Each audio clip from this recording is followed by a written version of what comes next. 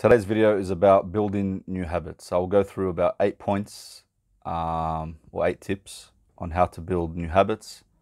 Building new habits is it's a common thing amongst a lot of humans, a lot of people. Everybody's trying to do better. Everybody's trying to be a better version of themselves. However, a lot of people make the same mistakes where they set massive goals. They jump in the deep end, they don't build themselves up to that new habit. And then they relapse and then they say, this is worthless. I've been, following all these diets and following all these things and trying all these advices that people have given me, but nothing's worked. So they go back to being worse than when they first started. So tip number 1 is to differentiate between goals and habits. There's a difference between goals and habits. So goals are outcomes. Goals are the end. For example, getting healthy. That's the goal. Okay. Habits are the actions that you take to achieve that goal. So for example, eating vegetables with every meal is a habit in order to reach your goal of being healthy. So differentiate between goals and habits. And this is where people make that mistake. They set goals without the habits. And then, they're setting themselves up for failure. Tip number 2 is start with small changes. So make very small changes toward the behavior that you want and work your way up from there. And, even if you made a 1% improvement at the end of the week, it's better than nothing. Something is better than nothing. And this is the mentality you need to have when it comes to building new habits or behaviors. 1% is good. You should reward yourself and be happy that you are 1% better than you were last week, for example. So, so start with very small changes. Tip number 3 is update your environment. So for example, if your goal or the habit you want to build is to be healthy, then you need to update your kitchen and your pantry and your fridge. You can't say I want to be healthy and your fridge is full of just junk food and rubbish and your pantry is full of food that goes against your goal. So you need to update your goal, update your pantry, update your environment, and also replace the unhealthy food. For example, we're talking about being healthy here as an example, with healthy food. For example, prepare your meals, go shopping, a week's worth of dinner, healthy dinners, put the healthy cereal or whatever it is on the counter in the kitchen in front of you to remind you to, this is your next meal, for example. So doing these small things like this, going to the shops, like I said, preparing your meals, setting them up, this is for Monday, this is for Tuesday. That is a way to build new habits and change your environment.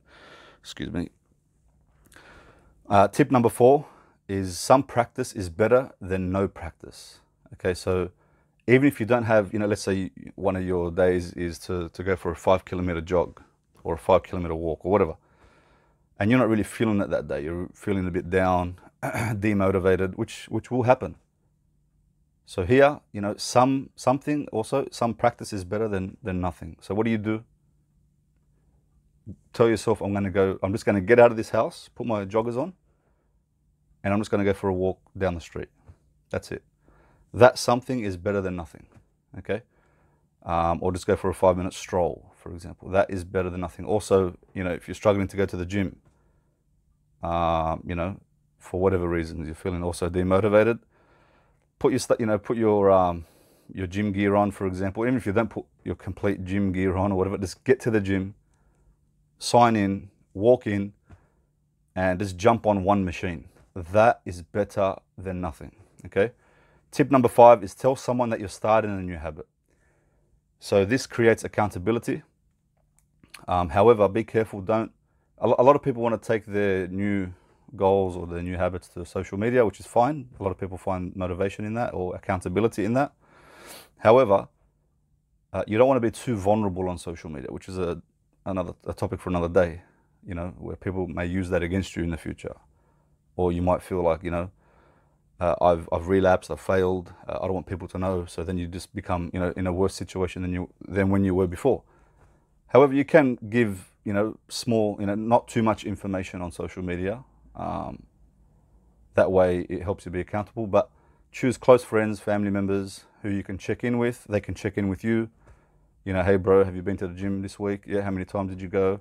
Have you weighed yourself?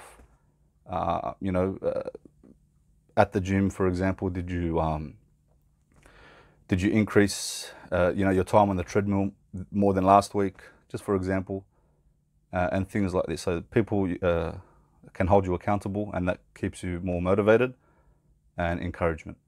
Number 6 is track your habit. So keep a journal. You know, I always use weight as an example because that's a big one. You know, put the date, the time, how much you weigh, you know, and then every time you go to the gym or eat healthy or whatever, put it all in the journal and then look back at that. Look back at, you know, then week 2, for example, or a month later, you'll have a whole month's worth of journaling.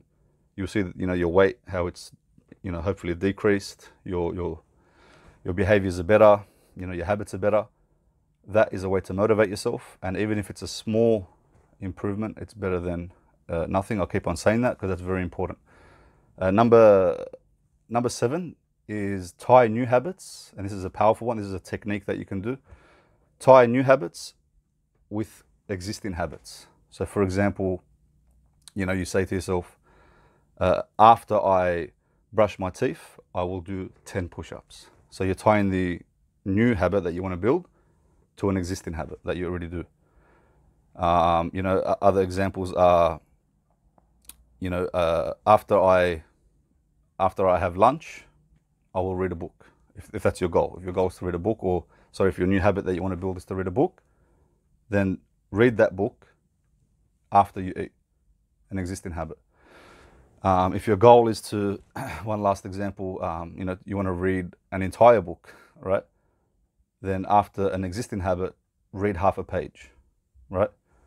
Things like this. And what you do after this, is bring me to the last point, is so tie the new habit to an existing habit, and then tie the new habit with a reward.